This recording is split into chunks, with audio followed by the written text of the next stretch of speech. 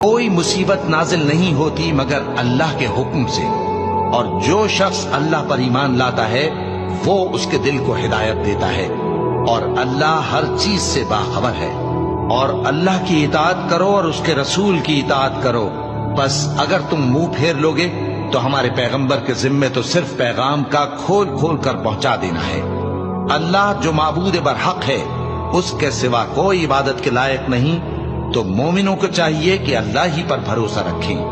مومنوں، تمہاری بیویوں اور اولاد میں سے بعض تمہارے دشمن بھی ہیں، سو ان سے بچتے رہو، اور اگر معاف کر دو اور درگزر کرو اور بخش دو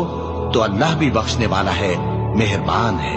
تمہارا مال اور تمہاری اولاد تو آزمائش ہے، اور اللہ کے ہاں بڑا اجر ہے، سو جہاں تک ہو سکے اللہ سے ڈرو اور اس کے احکام کو سنو اور اس کے فرمانبردار رہو اور اس کی راہ میں خرچ کرو، یہ تمہارے حق